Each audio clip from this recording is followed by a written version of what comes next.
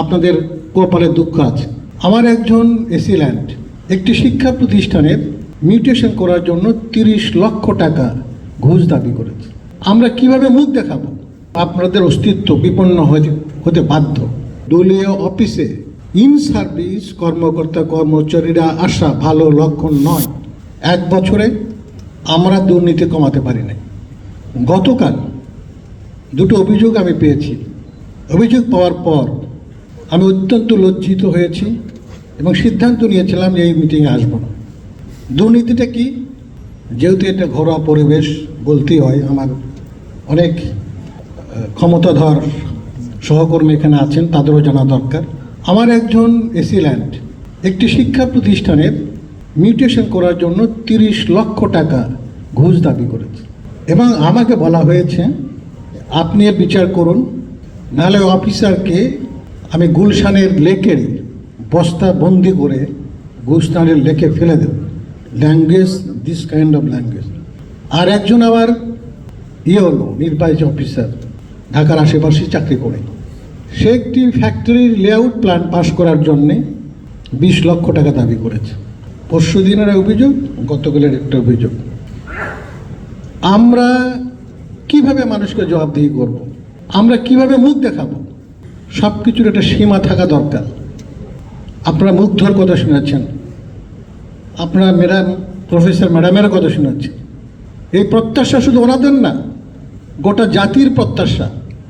এই জায়গাটাই যদি আমরা তৈরি করতে না পারি, সহনীয় পর্যায়ে যদি নিয়ে আসতে না পারি, তাহলে আজকে যে জনপ্রশাসন, বিশেষ করে অ্যাডমিন ক্যাডার নিয়ে যে সমস্ত প্রশ্ন আজকে উঠছে, এটা আরও মহিরূপ ধারণ করবে এবং আপনাদের অস্তিত্ব বিপন্ন হতে বাধ্য।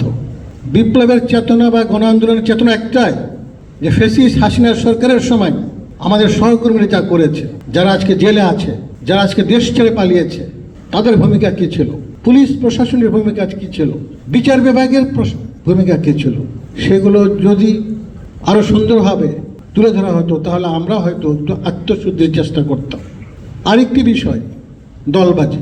আপনারা অবাক হবেন, আমি কিন্তু এই অফিসার্স ক্লাবের সাধারণ সম্পাদক ছাড়াও একটি রাজনৈতিক দলের অফিসে বসি।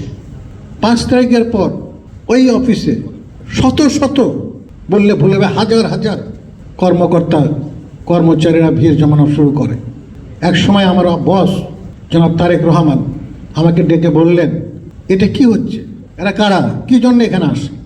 আমি বললাম যে স্যার, এরা আমার পিঠ বাঁচানোর জন্য, আপনাদেরকে রক্ষা করার জন্য মিথ্যা কথা বলতে হয়েছে। আমি বলছি স্যার, এরা সব বঞ্চিত, এরা সারা 15 বছর এরা বঞ্চনার শিকার হয়েছে। হাসিনার পতনের পর এদের মধ্যে একটা উচ্ছ্বাস কাজ করছে, সেই উচ্ছ্বাস থেকে এগুলো ছুটে এসেছে যদি কোনো কিছু ন্যায় বিচার পাওয়া যায়, আর কিছু এরা চায় না। এইভাবে তাকে আশ্বস্ত করা হয়েছে। উনি একসময় বললেন যে দলীয় অফিসে ইন সার্ভিস কর্মকর্তা কর্মচারীরা আসা ভালো লক্ষণ নয়, আপনি এনাদের নিষেধ করে দেন। আমি বাধ্য হয়েছিলাম গেটে নোটিশ টাঙ্গিয়ে দেওয়ার জন্য যে এখানে কোনো ইন সার্ভিস কর্মকর্তা কর্মচারী যে ক্যাডারই হোক। এবং যখন আমি অফিসার্স ক্লাবের দায়িত্ব নিলাম, তখন আমি সবাইকে বলেছি, আমার সহকর্মীদের, ভাই আপনাদের যদি কোনো সমস্যা থাকে আপনারা অফিসার্স ক্লাবে দেখা করবেন। 2টো জিনিস যদি আপনারা সহনীয় পর্যায়ে না আসেন, আপনাদের কপালে দুঃখ আছে। এটা আমি হুমকি দিচ্ছি না। আজকে এটা হলো দলবাজি আর দুর্নীতি, এই দুটোকে আপনাদের সহনীয় পর্যায়ে নিয়ে আসতে হবে।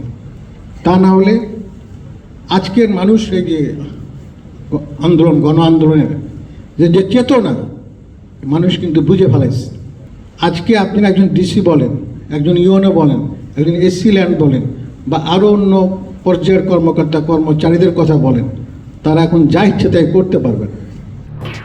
এলো খবরের কাগজ, নিখাত, নির্ভীক, নিরপেক্ষ।